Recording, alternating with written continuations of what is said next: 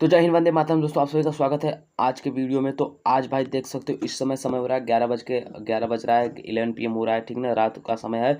जैसा मैंने आप लोग कमेंट किए थे कि हिंदी माइनर का जो इम्पोर्टेंट टॉप 50 क्वेश्चन है उसको प्रोवाइड कीजिए, तो मैं आप सभी को 11 बजे रात को आप सभी को ये रिकॉर्ड कर रहा हूँ। और ये वीडियो आप सभी को आई थिंक मेरे ख्याल से 11:30 बजे तक मिल जाएगा, ठीक है।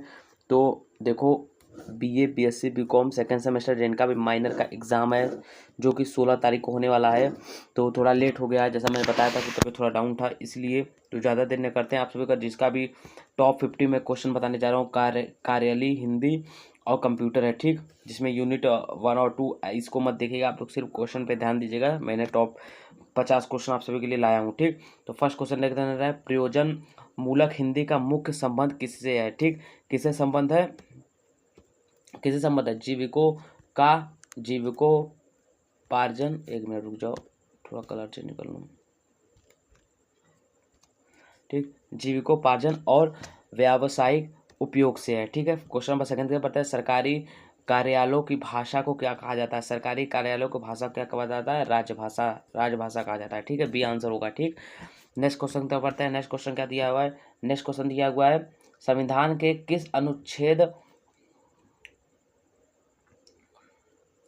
किस अनुच्छेद के तहत हिंदी को संघ की राजभाषा घोषित किया गया है? किसके संविधान के किस अनुच्छेद के तहत संघ को हिंदी का राजभाषा कहा गया है? जिसमें अनुच्छेद कितना है? आर्टिकल 343(1), ठीक ना। इसको याद दीजिएगा, ठीक ना, याद रखिएगा। भारतीय संविधान के किस भाग में राजभाषा का उल्लेख है? किस भाग में? भाग 17 में है, ठीक है। नेक्स्ट क्वेश्चन क्या पढ़ते हैं? आप सभी को जल्दी जल्दी करा दे रहा हूँ जिससे आप सभी का समय खराब ना हो। राजभाषा अधिनियम किस वर्ष पारित किया गया था? राजभाषा अधिनियम 1963 में पारित किया गया था। कब? 1963 में पारित किया गया था, ठीक है, 1963। नेक्स्ट क्वेश्चन क्या पढ़ते हैं? राजभाषा नियम 1976 के अनुसार भारत के राज्यों को कितने क्षेत्रों में वर्गीकृत किया गया था? कितने क्षेत्रों में? 3, क, ख और ग, ठीक है ना। 3 में कहा गया था। कौन कौन से वो हैं, वो हो सकता है क्वेश्चन पूछ सकता है आप सभी से, ठीक है। नेक्स्ट पता है, उत्तर प्रदेश, बिहार और मध्य प्रदेश राजभाषा नियम के अनुसार किस क्षेत्र रीजन में आते हैं? किस रीजन में आते हैं? क रीजन में आते हैं, ठीक है ना। क रीजन में, क, ख और ग रीजन में विभाजित किया गया था। तो उत्तर प्रदेश, बिहार और मध्य प्रदेश किस में आते हैं? क क्षेत्र में आते हैं, ठीक है। नेक्स्ट क्वेश्चन क्या पढ़ते हैं? सामान्यतः नोटिफिकेशन का हिंदी अनुवाद कार्यालयों में क्या होता है? क्या होता है? अधिसूचना। क्या होता है? अधिसूचना होता है, अधिसूचना होता है। नेक्स्ट क्वेश्चन पे पढ़ते हैं, विभिन्न पत्र प्रारूप और उनके अनुप्रयोग क्या हो जाएगा? ये इकाई का नाम होगा, किस सरकारी पत्र का मसौदा तैयार करना क्या कहलाता है? किसी सरकारी पत्र का मसौदा तैयार करना क्या कहलाता है? क्या कहलाता है? ड्राफ्टिंग, ठीक, ड्राफ्टिंग कहलाता है। नेक्स्ट करते हैं, जब कोई सरकारी पत्र एक साथ कई कार्यालयों या विभागों को भेजा जाता है तो उसे क्या कहते हैं? क्या कहते हैं? सर्कुलर, परिपत्र बोलते हैं, ठीक ना, सर्कुलर बोलते हैं। नेक्स्ट क्वेश्चन तक बढ़ते हैं, क्वेश्चन नंबर 11 पर पूर्व में भेजे गए पत्र का उत्तर न मिलने पर याद दिलाने के लिए भेजा जाने वाला पत्र क्या कहलाता है? रिमाइंडर, अनुस्मारक, ठीक ना। नेक्स्ट क्वेश्चन पढ़ते हैं, अर्ध सरकारी पत्र सेमी ऑफिशियल लेटर का प्रयोग कब किया जाता है? कब किया जाता है? जब दो अधिकारी के बीच व्यक्तिगत और अनौपचारिक स्तर पर ध्यान आकर्षित करना हो, ठीक ना। नेक्स्ट क्वेश्चन पढ़ते हैं, क्वेश्चन नंबर 13, किसी भी सरकारी पत्र में प्रेषक का नाम और पद कहाँ लिखा जाता है? कहाँ? पत्र के ऊपर बाईं ओर लिखा जाता है, ठीक है। नेक्स्ट क्वेश्चन नंबर पढ़ते हैं, कार्यालय आदेश जिसको ऑफिस ऑर्डर कहते हैं में किसके हस्ताक्षर होते हैं? सक्षम प्राधिकारी के या किसके? जारीकर्ता अधिकारी के, ठीक ना, जारीकर्ता अधिकारी के। नेक्स्ट क्वेश्चन तो पढ़ते हैं, क्वेश्चन क्या है? नेक्स्ट यूनिट क्या है? किसी भी विचाराधीन पत्र के निस्तारण के लिए लिखी जाने वाली संक्षिप्त अभिव्यक्ति को क्या कहा जाता है? क्या कहा जाता है? नोटिंग, ठीक है, टिप्पण, ठीक है। नेक्स्ट क्वेश्चन क्या पढ़ते हैं, क्वेश्चन नंबर 16, कार्यालयों में टिप्पण मुख्य रूप से कितने प्रकार के होते हैं? कितने प्रकार के होते हैं? 2 प्रकार के होते हैं, मुख्य टिप्पण और आनुषंगिक टिप्पण। नेक्स्ट क्वेश्चन क्या पढ़ते हैं, सहायक या क्लर्क द्वारा जो टिप्पर पहली बार लिखा जाता है उसे क्या कहते हैं? उसे क्या कहते हैं बताइए आप लोग? मुख्य टिप्पर या फिर आरंभिक टिप्पण कहा जाता है। ठीक है, नेक्स्ट क्वेश्चन तब पढ़ते हैं। टिप्पण नथिंग की भाषा हमेशा कैसी होनी चाहिए? कैसी होनी चाहिए? संक्षिप्त, स्पष्ट और तटस्थ, जिसको वस्तुनिष्ठ कहते हैं। ठीक है, नेक्स्ट क्वेश्चन। कंप्यूटर का जनक, फादर ऑफ कंप्यूटर किसको कहा जाता है? चार्ल्स बेबेज को कहा जाता है। कंप्यूटर की भौतिक बनावट, फिजिकल स्ट्रक्चर और को क्या कहा जाता है जिसे हम छू सकते हैं? हार्डवेयर कहते हैं। ठीक, सॉफ्टवेयर को तो छू नहीं सकते, फर्मवेयर इसे तो होगा नहीं। ठीक ना, ऑप्शन से भी आप लोग डिलीट कर सकते, नहीं आएगा तो क्या हो जाएगा? हार्डवेयर हो जाएगा। ठीक, नेक्स्ट क्वेश्चन क्या पढ़ते हैं। निम्नलिखित में से कौन सा ऑपरेटिंग सिस्टम ओएस का उदाहरण है? Operating system Windows. ठीक ना, नेक्स्ट क्वेश्चन तो पढ़ते हैं। हिंदी में टाइपिंग के लिए वर्तमान में किस लोकप्रिय और मानक कोडिंग प्रणाली कौन सी है? यूनिकोड। कौन सी है? यूनिकोड है। नेक्स्ट क्वेश्चन तो पढ़ते हैं। निम्नलिखित में से कौन सा नॉन यूनिकोड कृति देव जैसी फॉन्ट की कमी है? किसकी कमी है? इसमें टाइप किया गया डेटा दूसरे कंप्यूटर या इंटरनेट पर क्रैश हो जाता है। ठीक ना, यूनिकोड का सबसे बड़ा भाग क्या है? यूनिकोड का सबसे बड़ा भाग क्या है? वैश्विक मानक, जिससे डेटा किसी भी डिवाइस पर बिना बदले सही दिखता है। ठीक है, नेक्स्ट क्वेश्चन क्या है? 25 नंबर। मंगता, कृतिदेव ये और चाणक्य किसके उदाहरण है? किसके उदाहरण है? हिंदी फॉन्ट के उदाहरण है ये सब। ठीक है, हिंदी फॉन्ट के उदाहरण है। ठीक, नेक्स्ट क्वेश्चन करते हैं। WWW का आविष्कार किसने किया था? वर्ल्ड वाइड वेब का आविष्कार कौन किया था? टिम बर्ली। कौन था? टिम बर्लिन थे। ठीक है, जिसमें से आप सभी का इसमें आंसर हो जाएगा टिम बर्ली, ए आंसर हो जाएगा। नेक्स्ट क्वेश्चन पढ़ते हैं।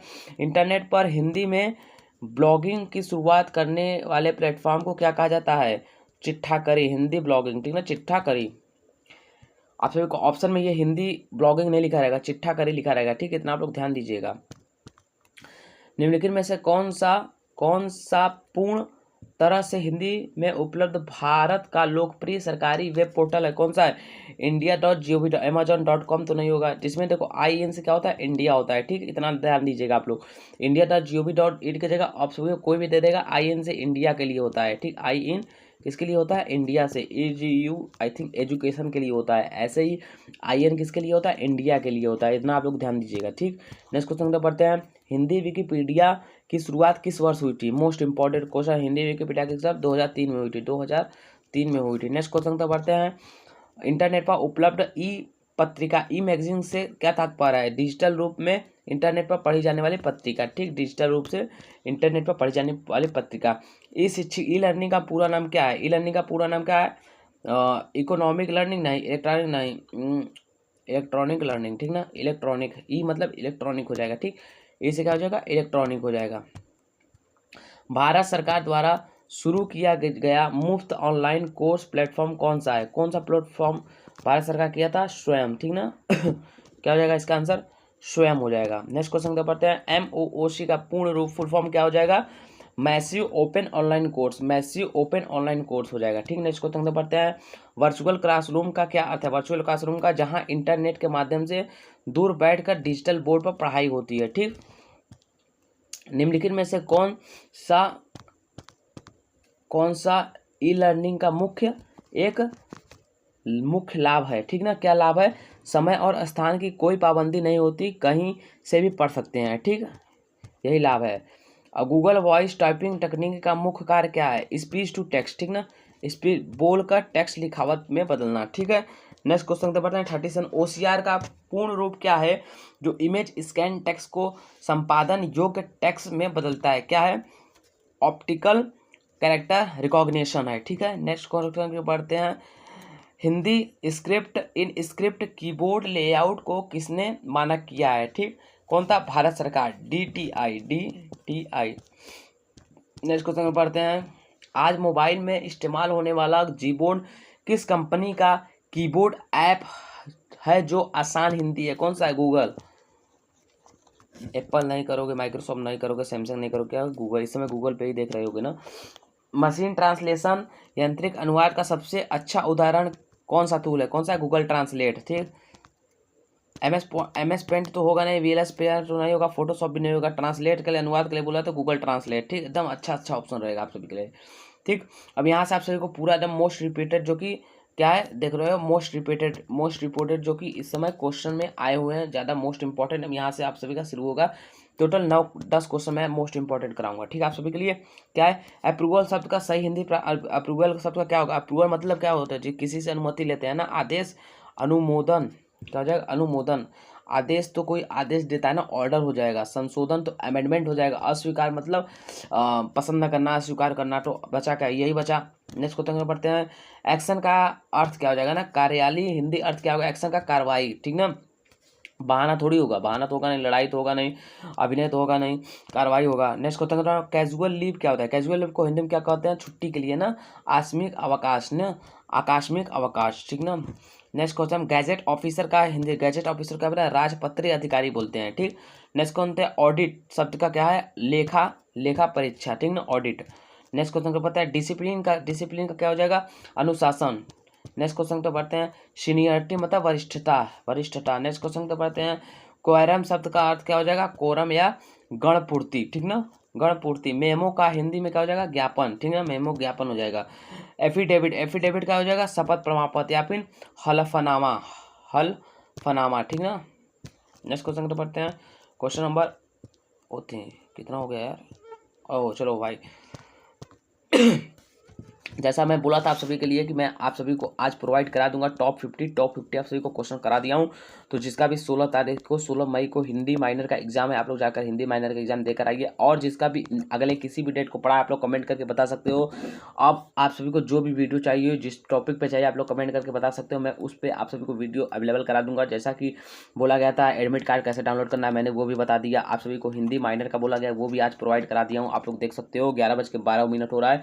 अब मैं बस इसको तुरंत अपलोड कर दूंगा। आप सभी को ये वीडियो 11:11 बजे के अंदर ही मिल जाएगा, ठीक। 11:30 बजे, इस समय रात का 11 PM हो रहा है, ठीक ना। आप लोग मस्त, जैसा आप लोग सोच सकते हैं कि सुबह सोचोगे भाई, देख रहे होगे कि वीडियो मेरा जाके देख सकते हो कब आया हुआ है, ठीक। तो वीडियो देख लो। अब मेरा जो इंग्लिश माइनर का भी वीडियो आने वाला है, इंग्लिश माइनर वाले रेडी रहो, इंग्लिश माइनर। और साथ में जिसका भी BSc जूलॉजी बॉटनी वाले हो वो भी रेडी रहो। और कोरिकुलर जो इस समय है ह्यूमन वैल्यूज़ वाला, उनका भी वीडियो जल्दी ही आने वाला है। तो चैनल को सब्सक्राइब करके ज़्यादा से ज़्यादा शेयर करो। और व्हाट्सअप चैनल पे जुड़ जाओ, क्योंकि उस पर देखो जिसका जो भी एडमिट कार्ड नहीं डाउनलोड कर पा रहा है उनके लिए मैंने सामर्थ पोर्टल का लिंक कर दिया हूँ। लेकिन वो क्या कहते हैं, आज रात को 12 बजे तक को बढ़ाकर मैं इस समय कर दे रहा हूँ, सुबह के 7 बजे तक, 7 बजे AM तक वो डिलीट हो जाएगा, ठीक है। डिलीट मैं कर दूंगा, एक्सपायर हो जाएगा लिंक, ठीक है। क्योंकि माँ विंध्यवासिनी जो है वो इस लिंक को बंद कर दिया गया है, ठीक है। लेकिन मैं तब भी आप सभी को कैसी भी तरह से प्रोवाइड करा दिया हूँ। मिलते हैं नेक्स्ट वीडियो में, तब तक के लिए जय हिंद, जय भारत, वंदे मातरम दोस्तों।